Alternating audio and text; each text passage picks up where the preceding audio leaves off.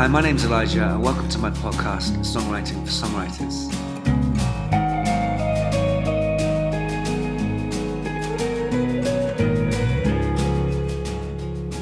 My very special guest today is Yolanda Charles, MBE. Yolanda is a musical polymath. She's an amazing performer and bass player. She's played session work and live work for some of the biggest names in music. She's also an amazing songwriter. She has her own band, Project PH, and she's a spoken word artist. She's worked with names like Hans Zimmer, B.B. King, Mick Jagger, Squeeze, Robbie Williams, Dave Stewart, Gabrielle. It goes on and on and on. She's one of the most respected women in music, and I'm looking forward to talk to her about her songwriting and what she's got to say. So please subscribe, and remember you can also order your copy of my book, The Songwriter's Handbook, do some creative writing, and if you want a great gift for someone who's musical, this is for them, so please check it out on Amazon. But for now, I present you with Yolanda Charles. Today, my special guest on Songwriting for Songwriters is Yolanda Charles, MBE. How are you, Yolanda? I'm doing really well. Thank you so much. Thank you for being my guest today. I really appreciate it. You're welcome. So you have had you're a musical polymath in my, the way I think of you. You've been a performer, a session performer with some amazing acts. You've got Project PH, which is your own thing. You mentor people. I mean, you've had an amazing career, but what do you think of yourself first and foremost? Are you a musician? Are you a songwriter? How do you describe yourself? First and foremost, I describe myself as a bass player. Cool. And the bass is my key into pretty much everything else that I'm doing. And so that's my kind of identity as a musician. But it's since morphed, from just playing bass into many different things. And actually, when I think about it, from the very beginning, whenever I was playing bass, I was trying to write and be a songwriter and a lyricist, because I think first and foremost, as a child, before I played any instruments, I was always writing stories anyway. Cool. So I think the writing side of my character is what is informing a lot of what I do now. Do you think that kind of writing, that interest in writing as a session player and as a bassist for other acts, do you think that's made you out to be kind of a different kind of session player? Well, I don't consider myself a session player any longer. Sure. I used to see myself that way because of the nature of the work that I did and how I was asked to participate in other people's stuff. So I was asked to participate in a way of transactional. It was, we need a thing, you have the thing, we'll pay you, you do the thing, and then you go home and you forget about it. Okay. And that transactional kind of relationship was most of my session career. Okay. And so I saw it that way. But then I started to see myself more as a contributor. Yes. And now I see myself as a guest. Yeah, that's kind of what I meant, really, is I think the contribution side of things, because like you said, there is a transactional side to playing on or with other people, but then there's that contribution side. And I think often songwriters or artists kind of forget that a little bit. And I think when people come onto a record, they are definitely contributing in some way, which is their sound and their thing. So I just kind of wondered whether, because you're a great writer, so, what's the difference between the contributor thing and the transactional thing? Do you very much wear different hats when you're doing that? Yeah, most of the time as a session player, I never felt like a contributor. I felt like a hiree, like a bass player. We need a bass player. It's like anonymous, So you'd be given, you might have gotten well with somebody. A bass player is needed for a thing. Somebody's asked, a bass player, and they go, oh yeah, that person that I worked with the other night, they were cool, take their number. And then I'd get a call and they'd say, I need a bass player. It was like that. It's almost like, it's like, I need a plumber. Yeah. Okay. So, you're like, okay, where's the trouble? Let me help you fix your problem. You need a bass line, fine. And so it felt like quite anonymous, and that you could just do the job. You were the right person for the job.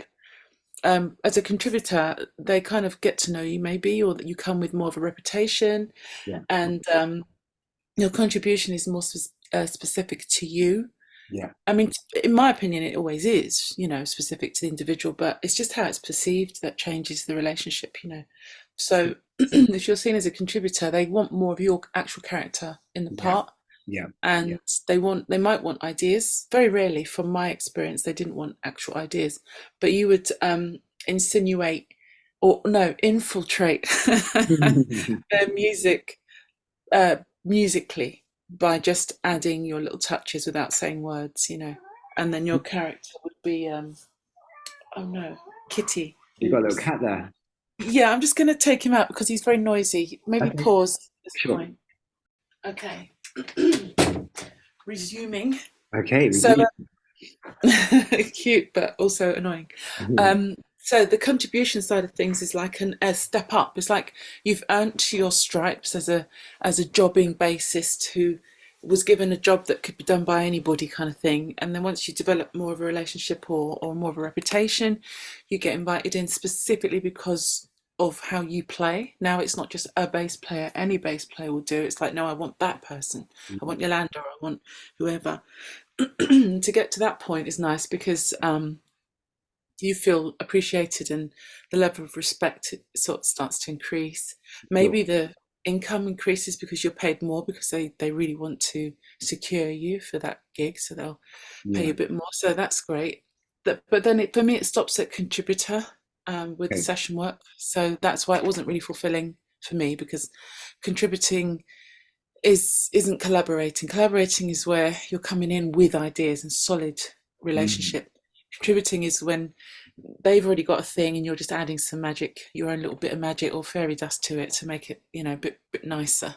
But the collaboration side of things is where you want to get to, really, where you can really bring your character into the room. Like, this is what I do. Try these chords. Try this riff. What do you think about these lyrics? That kind of side of things doesn't happen very often in the session world, from in my experience so far, anyway. Sure. So your thing now, I mean, you're writing a lot, your spoken word stuff, and also with Project PH. So when you collaborate, or how does Project PH work in terms of writing? What's the setup? Well, I'm I'm a spontaneous, go with the flow kind of writer. So I often have a thought, or I see something, or hear something, read something, and then it spurs a writing seam. I get into a writing seam, and then I'll when I'm in that kind of little bit of, like I like seeing it like seams of gold running through rock. You just follow the seam through and you get to a nugget, kind of sort of analogy. When I get into a little kind of flow like that, I'll just write a thing, and it's usually me that will write pretty much most of it. And I would say that by the time you get to finished product, 90% of it will have happened in the first little, happening, that Interesting. moment. I tend not to sort of overwork my lyrics and things. So when I've actually begun a thing and got most of it done, even though it may change later, I'll demo it at that point. I'll demo it with guitar, with bass. I don't demo with keyboards so much now, but that's only because I don't have a proper setup at the moment. But I would potentially have added some keyboards as well. Sure. I'll demo, sing the vocals and everything rough and ready as it is, because I know I don't write for myself anymore. So because I don't write for myself, sometimes I write out of my range, which means Okay. that some of it, the vocals are a little bit dodgy because I'm not singing to my strengths. Sure.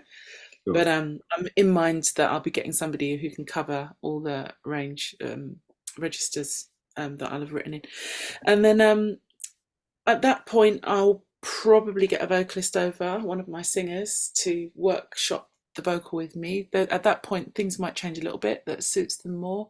A lyric might change. I always give writing splits to my singers, because when they come to me at that point, that extra 10% of change will have happened at that point, probably, when they Sure. come in. So I usually give them some PRS, because I think it's important to Yeah. recognise the contribution. Yeah. And then I'll take that little demo to my band, and stuff starts to change at that point again. So chords may change. I may rewrite the bass riff. I won't. I'll have a drum pattern that we'll have written to, but it'll be very basic. I don't spend any time on my drum patterns. I just grab a loop because I Mm, like the drummer to just understand roughly what I want, and then I want them to sort of add something, or I want to sing drum patterns to them in the sure. flesh. I don't like to spend too much time programming. I just find all of that takes away from the creative because I'm not a producer as such. Like, I don't write design beats and all of that. I like working with actual drummers. I will workshop drums in recording sessions, but I don't program them in advance. And so the song gradually takes shape. And then when we actually start playing the song, it morphs again Yeah. into reflecting who's in the room. So everybody in my band gets PRS as contribution because I consider what they're doing as contributions. They're not really collaborating because the most of it's done before they hear it, but they are definitely contributing something that changes it from what it was to something that it wouldn't be without them. So I believe PRS needs to be distributed all round. I think that's a really healthy way to work, isn't it? Because then people feel like they're respected, and that's a huge thing. Yeah, absolutely. And I could just do a one woman job, and present this kind of finished demo. But I, I do like a lot of my ideas, but I like the magic, I like the mystery of what Yes. happens when people come in and do things you didn't expect. So I want that. I want a space to be there for that, and for that they should be rewarded, I think. Tell me about your inspiration, your relationship with the muse or the inspiration. Like, what is it? What's your relationship with your inspiration? How do you describe that? I think I suspect that um, I suspect that all of the interest in the thing, whatever it is, already pre-exists in me, Okay. and all the inspiration is just reminding me about things that I am curious about, or already know about, or have had conversations about in the past, or read elsewhere that I sort of filed away, maybe in some form, and then the inspiration comes when I open myself up to taking in, words of others, whether it be reading or listening. I like listening to blogs and podcasts and things, and it just sort of triggers oh yeah, something I might have unintentionally or subconsciously parked Okay. in my own interests, and they conjoin kind of thing, and then it just sparks this whole energy of productivity and creativity.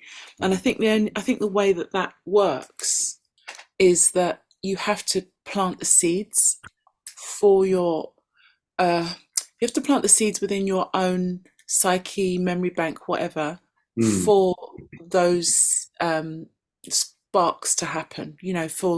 For those inspirations to take hold.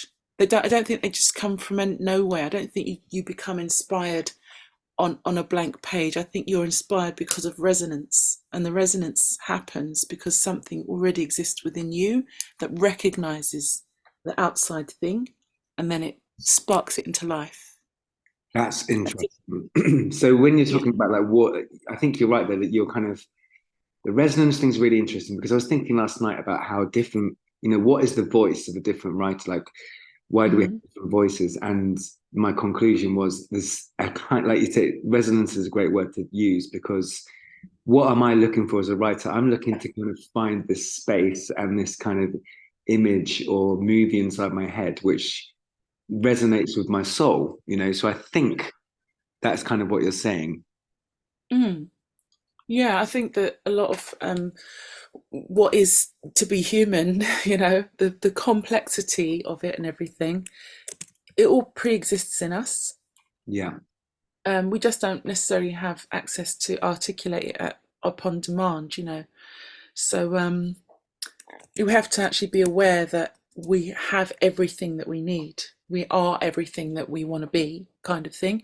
It's Yeah. just a case of tapping into the seam of how to make it come into being. So we're already, when if you look back, I mean, this is kind of a little bit, I suppose. What's the word? Is it mystic? Is it sort of metaphysic? I don't know. No, that's good. Metaphysical. I don't know. Yeah. But let's just speak like this anyway. Why not? Yeah, okay. That's good. uh, so if you look back, you're at your deathbed almost, and you look back and you see all the things that you've been, Mm, so-called become. Those things are part of your character. You just developed them, became more of that thing. And maybe something might have been a first. You've always got a first. The first time you walked, the first time you did this and did that. That's a physical stuff thing. But being exposed to ideas happens constantly. It happens when you're in the womb. It happens when you overhear a conversation. There's so much of the subconscious that we get exposed to, yeah. that we just we're not aware of it in the conscious. So I find that we're never actually any kind of blank page. We need to accept and understand that the potential for everything that we want to be already pre-exists in us. We're just looking for an access to that point. Really, we're looking for an access to our artistry, to ideas, to express ideas, and that's why I actually see life as a massive potential. Every Mm, day is a massive potential, because I mm, never know what's going to come up into my awareness. What am I going to awaken to? And mm, I can't imagine that this stuff comes from nowhere. It doesn't make any sense that it would come from nowhere. mm. Nice. So, like somebody learning to walk, a child learning to walk is copying, seeing information, and that information is translated into something that they can then do. I think that's the same with us as creatives as well. I love that. That's a really brilliant explanation. I think it's fascinating. Do you find, listen, your spoken word stuff and your poetry, I have this thing with uh, your words where I feel really opened up and deep. And sometimes I feel it happens with another artist called Jane Siberry, actually, where it's Uh-huh. so alive. It really connects me to almost this point of vulnerability.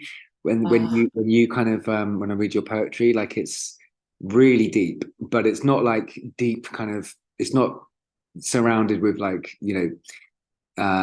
imagery which is necessarily like deep and fragrant. It's just sometimes the way you say things is like mm. so deep and so human that it's almost for me sometimes like a little it makes me feel vulnerable sometimes. Are you aware of your kind of power as a writer when you do that? Well, all I know and all I can sort of speak to is a recognition of when something starts to have that feeling of truth to it. Sure. It becomes palpable. I feel it physically in my body, Okay. and I recognize that Mm, feeling of power, if you know what I mean. It's like I don't create it myself. I can't impose it upon my body. It appears when I feel what I'm saying has this kind of truth to it, or a commonality, or speaks to something that actually exists without, as in outside of me. yeah. When Yeah. I feel that feeling, it becomes like it can take the form of goosebumps on the skin. Mm, In my case, I get this kind of feeling around my middle, because I've got a very strong gut sense in a yeah. physical way.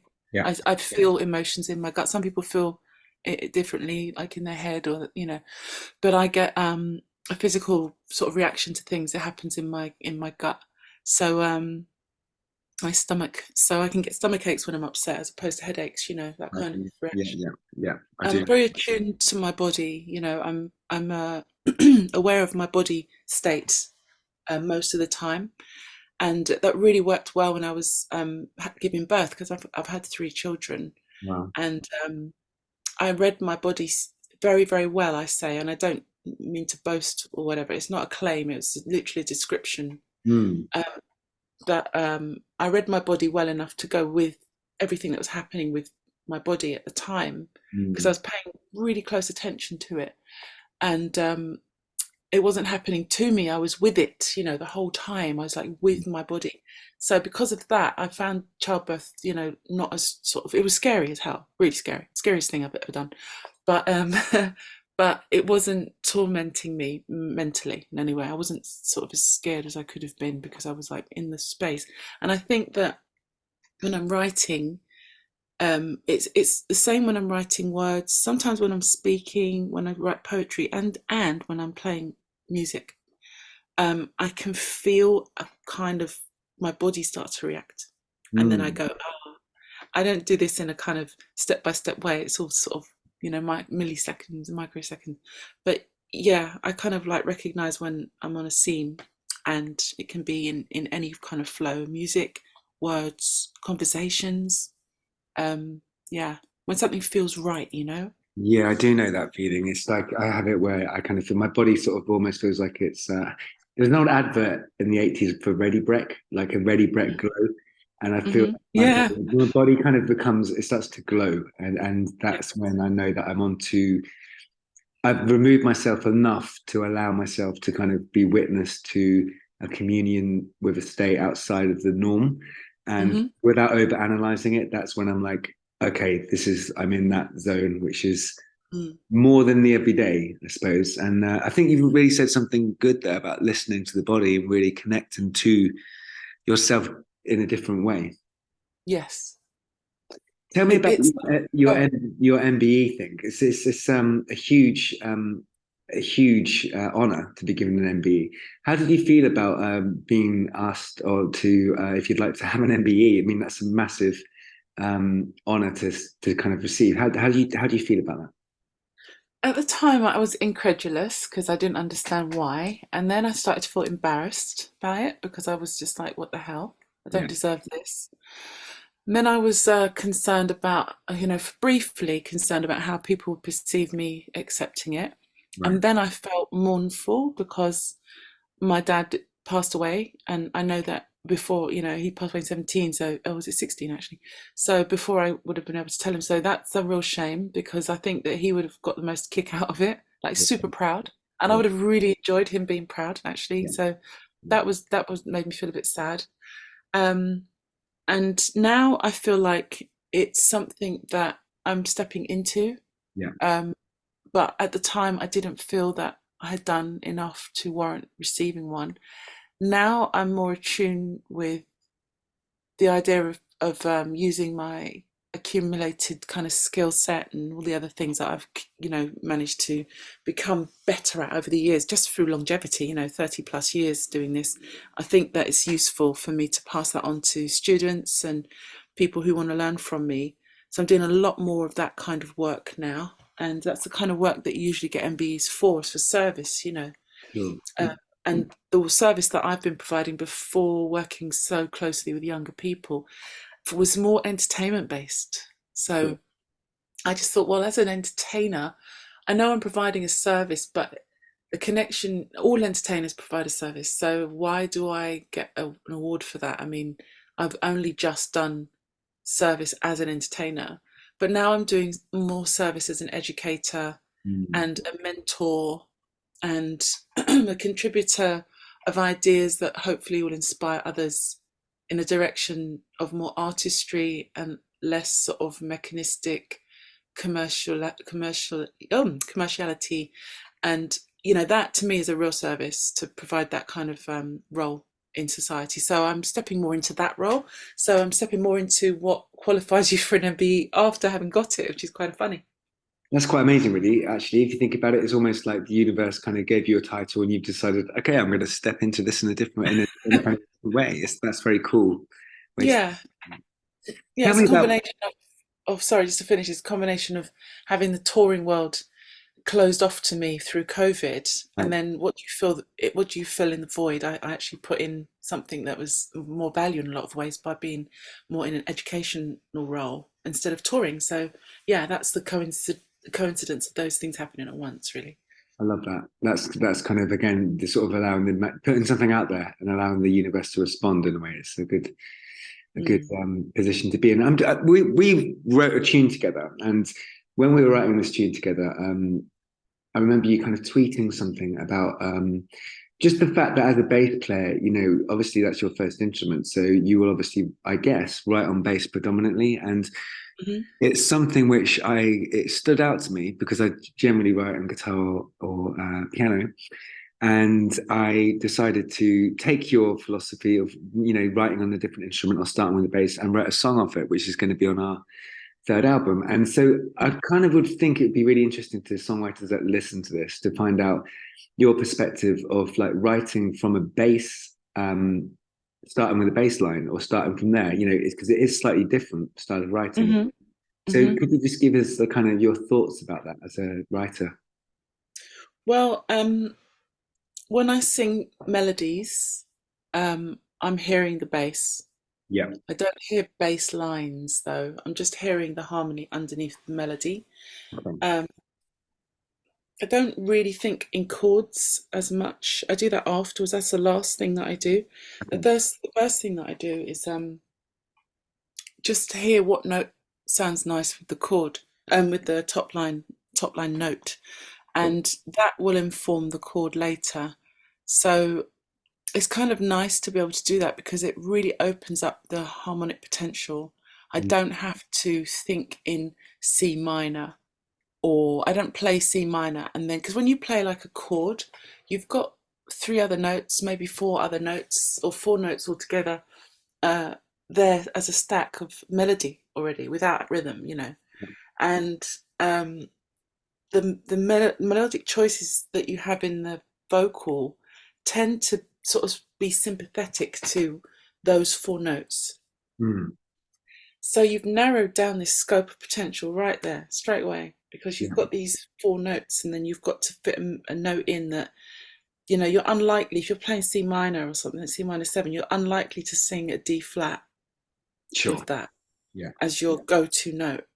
Um, and you probably wouldn't with the root, but actually you can if it's the octave above. Okay. When you're playing a root note, a C root note, and you sing a D flat an octave above, you can get away with that because it's a flat nine, and you might not choose that note with the chord in, but with just the bass note, almost any note will work with the bass note if the distance is far enough apart. You can explore with close harmony like that you can't get away with an actual solid chord. Then you can find chords that will sympathize with that harmonic distance, which is very, there's no smaller harmonic distance unless you're dealing with quarter tones. So then you work on a chord that will make that note work. Mm. And so that by doing it that way, I open up the potential for some really interesting harmonic movement. Mm. And the melody's not tied.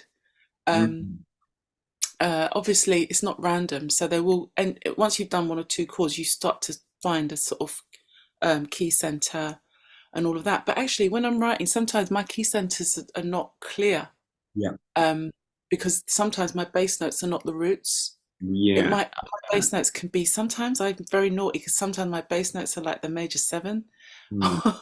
like Mm. naughty notes that nobody usually chooses. As long as the chord supports what's happening with the top, Yeah. you can get away with some interesting movement on the bass side. So for me, by not using chords, Mm. I keep my top line and my harmonic potential really open and free, and that's actually informed my sound. So now I know that my harmonic, the harmonic quality, the harmony quality of my music is kind of unusual. Mm. It's That, not, you listen to it and you're like, that doesn't sound like everyone else. And I think that I've managed to create that by removing these standardized kind of songwriting techniques that people use. that's really fascinating. And it's also something which a lot of my writing is less chord based. It's more like riff based or kind of to some extent arpeggio based. And I really hear what you're saying because you're free from the kind of chord thing. So you can Mm, actually move it in different directions and it sort of has a cyclical thing going on without being mm, rooted in a kind of flattened way, if that makes sense. So mm, I think I hear what you're saying. Um, when you think about influences on you as a writer, specifically as a kind of songwriter, mhm. um, who do you think has influenced you? It could be a author or a songwriter, or what influences or who has influenced you the most? Well, I write songs that are not groove based all the time. Yeah. So as much as I love groove, and that's my main place that I start with grooves. As a bass player, I write bass lines. You know, even if I don't start with a riff, I'll definitely have written one at some point to add to the song. So I love writing groove tunes. So, you know, anybody that I've got in my collection, I've got a massive collection of stuff, and so I can't really sort of pinpoint one particular style or person that I would write like, but it's from a groove position. So it could be one chord groove, like a James Brown thing, or it could be something a little bit more jazz funky, like Don Blackman, or it could be something more Stevie Wonder with lots of, you know, lots of changes. All of that inspires me. But in terms of actually how to, you know, just explore more potential, I've been really influenced, I think, by the pop artists that I've been following, who generally, or working with, they generally don't write from a groove position. Often the bass is in a supportive role, playing root notes, and maybe there aren't very many actual bass riffs, recognizable melodies that you can say is a bass riff. It's more like bass is supporting the harmony. Yeah. And so that takes the focus away from the bass and the groove and more into what's been said and how it's been said. And I think Glenn Tilbrook, his writing style, it's very unusual, and I think that's influenced me to sort of come out of the sort of box kind of shape of 8 bars, 4 bars, Yeah. kind of thinking. He has like little turnarounds that adds on an extra 2/4 bar, or even an extra bar, or Yeah. even an extra couple of beats, just to make the melody work. So he's always focused in on what the lyrics are saying and what the melody has to say. And because of that, you end up with these shapes that are a little bit not so grid based on 4, 8, 12, 16, 24 kind of shapes. Give me 1 second. I'm just going to take a quick break. Sorry, I just needed some water. No, not at all. So yeah, that he's influenced me because I found it intriguing. You know, you can't just sort of sit in on a squeeze track. You know, Glenn Tilbrook's songwriting, with Chris Difford, and his lyrical style, they really write to serve the story, and Yes. that means that the story is not uniform, No. and so you end up with arrangements that are really quite interesting. So I like the influence that Glenn's had on me, but that's a more recent influence, Yeah. because I only really started listening to Squeeze when I started playing for them in 2017. Yeah. So before that, it was, you know, Bob Marley, I'd say, the sort of spiritual element of Bob Marley's writing. You know, because that music is like ceremony to me. When I listen to it, it carries me Yeah. somewhere Yeah. magical. And some of Stevie Wonder's music does that for me as well. So yeah, those are my main influences. Is that important to you, the spiritual element within your own writing? I just want my writing to convey something that I intend. You know, I don't want anything to be just for the sake of itself. I want it to have the message. It's not always a message of words. It's a sentiment or a feeling. So I'm looking to communicate that. Sometimes a series of chord changes carries power of energy, emotion. You hear that in classical music a lot because obviously there's no lyrics. I mean, I don't listen to opera, but in orchestral music, chord sequences and progressions are written for emotional impact, whether it's like dark or light or humor or whatever. It's all written for effect. Nothing is just there for the sake of it. Whereas in pop music, a lot of the pop music, as in, you know, not orchestral, not jazz, so everything else, that music relies very heavily, I find, on lyrical content. Yes. And vocal delivery. Yes. For inspiring emotion in the listener. Whereas what's missing is the power of chord sequences and an extended harmony in a chord. You know, if you just play a regular minor chord, it has an effect of sorts. But when you start to add the 7s and 9s, 11s and 13s, that extended harmony, it's not jazz to me. That's just adding more of a particular flavor of one kind or another. So by exploring the extended harmony and the sequence of the chords as well, you're actually able to affect more sort of emo- um, emotional drama by Mm. using all of this stuff. And when people sort of say, "Oh, it's jazz" or whatever, it's like, no, no, no, no, no. It's the colors. It's just colors. Yeah. So it's like painting in primary colors versus using a really broad palette of paint to create more light and shade and dark. It's the same with music. The more harmonic kind of choice you have, the more subtle the message, and then potentially the more impactful it can be.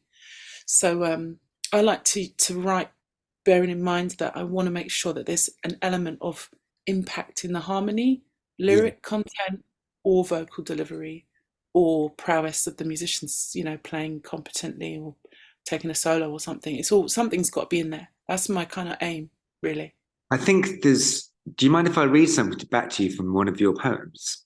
Please. Because I read that this morning, and I think what you're saying to do with music there and also lyrics is there's kind of like a resonance of words as well as music and dimensions within words, and the way you can read a line or a paragraph which opens up much more than just reading the line. And Yes. the bit I've picked is from one of your poems because I have no tears. And I Ah. particularly love it because of the way you say something, which is about your mum. And you Hmm. say, her beautiful dresses, self-made in her youth, her winkle pickers, gloved hands, cigarette in a holder, lipstick smeared, elegant. She was going to be someone. And then she became our mum. What I really love about that is the description of the way somebody was, the things she wore, the kind of descriptive nature. But I also Hmm. love the kind of idea that you added of like everybody wants to be someone. She was going to be someone, that kind of idea. And then she became our mum, and the kind of relationship between elegant, she was going to be someone, and then she became our mum, which is like amazing because it says about five things without actually saying anything at all. There's a distance between the relationships of those lines, which is becoming a mum is the ultimate, right? It's the ultimate sacrifice, it's the ultimate position. But there's also like the idea of the elegant going to be someone, which is the idea of the world thinking you're someone. And the distance and the space between those lines, like with notes or chords, the stuff Hmm. that isn't said but implied delicately is the art, isn't it, of the lyric? Well, yeah, I mean, the what that statement really means is that the someone she became was the ultimate Absolutely. queen, Absolutely. the god of my life. When you're a child, your parents are gods, to you. You don't know anything else, and you love them no matter what. Yeah. And all of the glamour of who she was when she was young, the things that people appreciated about her, that really thought she could be, this person. 'Cause she won these competitions as a beauty contestant and all of this. Okay. So people had high hopes for her. She would end up being something or marrying somebody of significance or whatever is important in those days. But she became the most important thing of all, which was my mum. Yeah. And that was the crowning glory, was that she became so important to people, to Yeah. specific for humans. And I love the balance you've got there. Like it's just really, really well written. And for anyone listening here, Yolanda has some of her poetry and spoken, which has got a fantastic website actually with all her stuff up there that you can read some of her poetry, which is very, very inspiring to you writers out there. Yolanda, I've just got a couple more questions to ask you. One of which is, what advice would you give to songwriters? What have you learned that you would like to kind of, I mean, you've given us a lot of detail here about your writing, but in a few lines or in a kind of um, succinct way, what advice would you, from your position and from your experience, what advice would you give songwriters? I think that you don't always have to make a decision about how you write. You can write from a personal perspective of your life and all the rest of it. But just, I would say, don't limit yourself to Yeah. only telling your own story. Mm, You can take the observer role yeah. and just quietly watch what's going on in the world. Some of it will have resonance with you directly, and other things just won't. Yeah. But it doesn't mean that you can't have an angle to talk about something that you personally haven't experienced, because um, there is an element of storytelling that is a little bit missing at the moment, which is people telling stories that are not their own, Okay, and showing, shining light on an observer's perspective is really useful for the person, well, for all of us for different reasons. So I fantastic. think developing that as a skill set, learning how to tell stories that are not your own is useful, I think. Yeah, absolutely. I mean, that's the tradition of communication, isn't it? From Yeah, thousands of years ago, it's the passing on of stories. So it's definitely a yeah. very useful thing to wear as a hat, as well as writing about yourself. Mm. And finally, Yolanda, thank you so much for your time and for such an inspirational conversation. But the question I ask everybody is, if you could have written a song which isn't something you've written, so someone else's song that would have lived inside your head, and you'd have, written, what song by somebody else would you have loved to have written? Well, my go-to and the one that I sing in my mum's ear when I go and visit her in the care home because she's got Alzheimer's and everything is "Smile," Okay. which I adore how that song makes me feel, whether the Nat King Cole version Wow. or whatever. Really, I just there's something about that song that the lyrics, it just uplifts so beautifully. I use it as my go-to to just make me feel better about life and to actually smile, which it does, Um, always does every time. do you want to hear something a bit weird? For What? 2 days solid, I've had that song in my head. Oh, when? What? Just recently? But just the last 2 days, I've been singing that in my Oh, head. And I hadn't heard it, but it was just literally just in my head. So that's interesting. well, that's maybe, lovely. See maybe, that? yeah. It's like maybe knowing that I was going to talk to you just opened up a kind of resonance there. But that is interesting. You see, you have the power, as in to be, attached to the source. That's what we're always looking for. I think when things feel right, I mean, it's a little bit too woo for most people to sort of think this way, but I think creative people can't shy away from the stuff that we don't know about, the Yeah, stuff that isn't science, the stuff that isn't measurable. I think to be a true creative, you have to open up to the potential that what we see and what we think we know is not the full story.